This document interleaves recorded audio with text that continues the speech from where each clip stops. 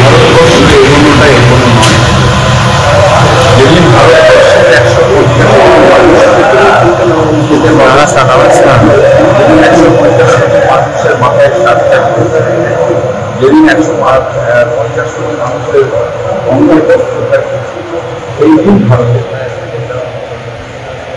Airport দিয়ে দিলাম, vote দিয়ে দিলাম নিজের ব্যবসায়ীকে, আর সেই ব্যবসায়ী লাভে ট্রিলিয়ন মিলিয়ন বিলিয়ন বিলিয়ন সব কিছু বলে সেটাতে ভারতবর্ষে গান্ধীজি করেছেন গাড়ি की সরকার চলুক, কিন্তু মোদী का प्राण ভারতের মাথায় চাইছে। আর কিছু গান্ধীজির সেই সম্পূর্ণ হয়নি।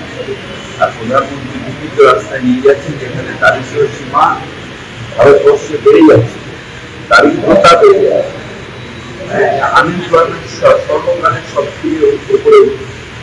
সুতরাং এটা ভারতবর্ষের রাস্তা নয়, এটা ভারতবাসীদের জন্য নয়। তার থাকবো না কিছু ইন্ডাস্ট্রিয়ালিস্টের জন্য ভালো বিনিয়োগ না হলে ভালো বিনিয়োগ তাদের 200% প্রফিট, ভারতবাসীর কোনো লাভ হয়নি।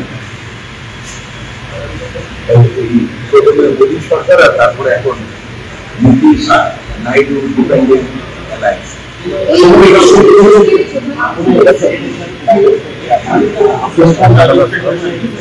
আমার ব্যক্তিগতভাবে কোনো এক্সপেকটেশন নেই, কারণ এই প্রধানমন্ত্রী যতদিন থাকবেন মানুষের জন্য কিছু করবেন না।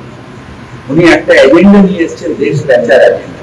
সেই এজেন্ডাকে দেখুন যেমন এই অধিবেশনে প্রধানমন্ত্রী বলেছেন যে প্রথম অধিবেশনে দেখা গিয়েছিল যে এই সরকারের প্রধানমন্ত্রী কণ্ঠ রোধ করার চেষ্টা করা হয়েছে, কিন্তু তাই নয় পার্লামেন্টারি। এখন ব্যাপারটা হলো যে এনাকে কি আমি যেটা বলে থাকি বা বলে কি না বলে, কণ্ঠরোধ কে কার করেছে? কণ্ঠরোধ তো বিরোধীদের করা হয়েছে। একটা বিল পাস করার সময় সমগ্র বিরোধীকে সাসপেন্ড করে তার পার করে দেওয়া হবে।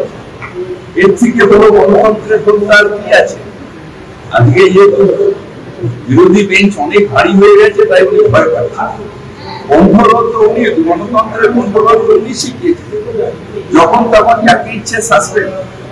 একটা ইম্পর্টেন্ট বিল তাদের কোনো আলোচনা নেই বিরোধীদের। ইডি সিবিআই এর ভয় দেখিয়ে বিরোধীদের কণ্ঠরোধ, যারা ভয় পেয়েছেন তাদের পার্টি করিয়ে নেওয়া, এটা কি গণতন্ত্র ছিল?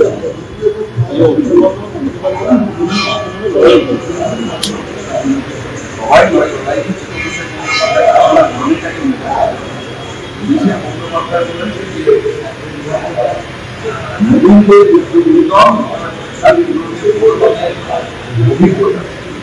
এইটা দিয়ে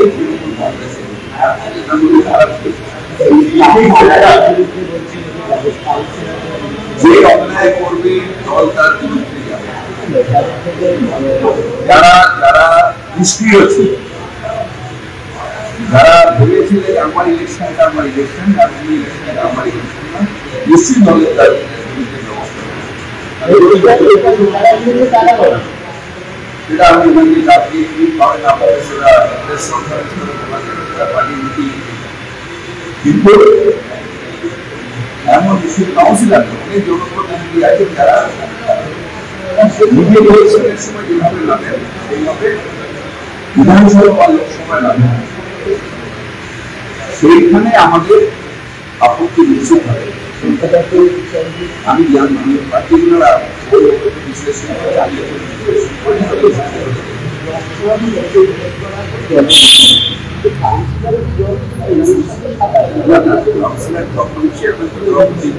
দলের মেজরিটি কাউন্সিলর ড্রপ হবে, যেখানে আমাদের দল স্ট্রং আছে, দায়িত্ব ড্রপ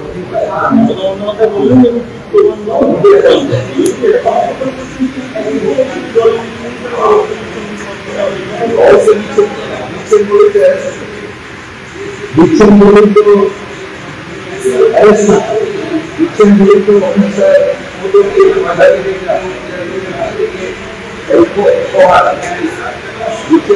যারা যারা